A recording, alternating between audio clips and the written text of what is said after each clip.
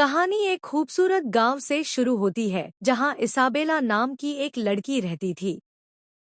वह बहुत सुंदर थी लेकिन थोड़ी भोली भी थी। गांव में सालाना मेला लगा हुआ था। मेले में उसकी नज़र एक अजीब दुकान पर पड़ी जहां पुरानी चीजें बिक रही थी।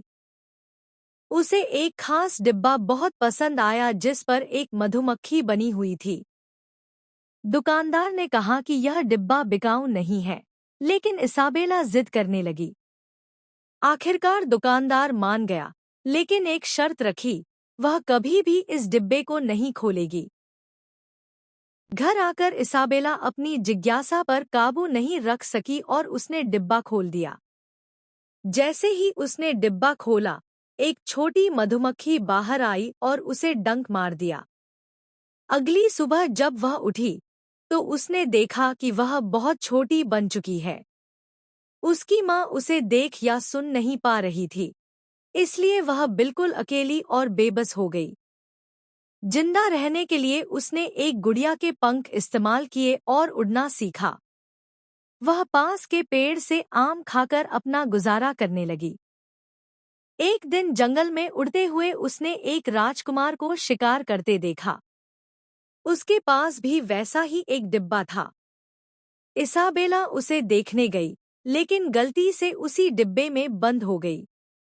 राजकुमार उसे महल ले आया। मौका देखकर इसाबेला बाहर निकल गई, लेकिन गलती से उसने पानी गिरा दिया जिससे राजकुमार उसे देख पाया। राजकुमार उसे देखकर हैरान हो गया और उसे छोटी राजकुमारी कहकर अपने पास रखने लगा। वह उसकी देखभाल करने लगा।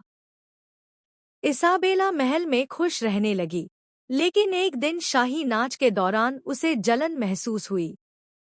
तभी वही मधुमक्खी फिर से आ गई।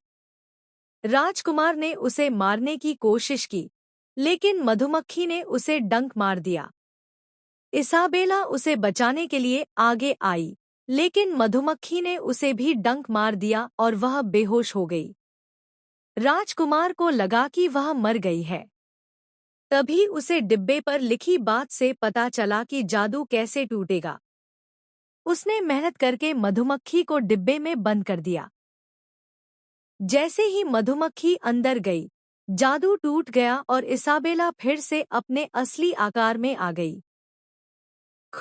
एक साल बाद राजकुमार इसाबेला के गांव वापस आया और उससे शादी कर ली।